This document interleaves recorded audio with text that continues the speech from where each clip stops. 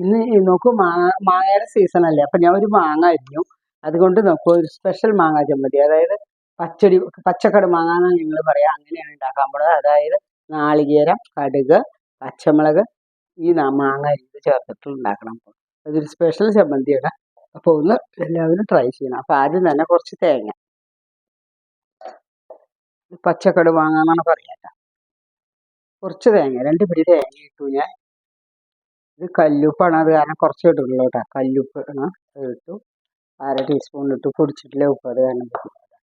ഒരു പച്ചമുളക്, അല്ലെങ്കിൽ 2 ഇടാൻ പറയാം. ഈ പച്ചമുളക് നല്ല എരിവുള്ളതാണ്, സാരില്ല. 2 ഒരു തുള്ളി വെള്ളം, കുറച്ച് വെള്ളം ഒഴിച്ചാൽ മതി, അധികം വെള്ളം ഒഴിക്കാം. വെള്ളം ഒഴിച്ച് ഇത് അരയ്ക്കുക. ആദ്യം ഇതിൽ കടുക് ഇടണം. കടുകാണ് അതിൽ ഏറ്റവും ഇമ്പോർട്ടൻ്റ് ആയിട്ടുള്ള സാധനം. കടുക് അധികം ഇടണ്ട, കുറച്ച് മതി. 1/2 ടീസ്പൂൺ കടുക് ഇട്ടു.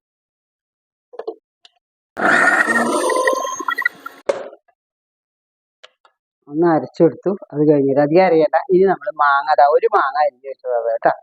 മാങ്ങ കൊത്തി അരിഞ്ഞ് വെച്ചതാണ് ഇതിലിട്ട്. ഇത് അരയണ്ട കേട്ടോ.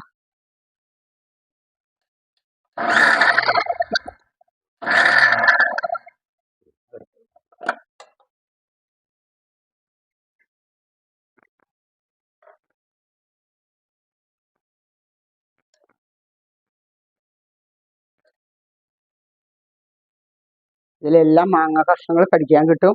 മാങ്ങ വെണ്ണ പോലെ അരയ്ക്കാൻ പാടില്ല. ടേസ്റ്റ് ഉണ്ടോ നോക്കട്ടെ. നല്ല സ്വാദാണ്. ഇതൊരു സ്പെഷ്യൽ കറിയാണ്.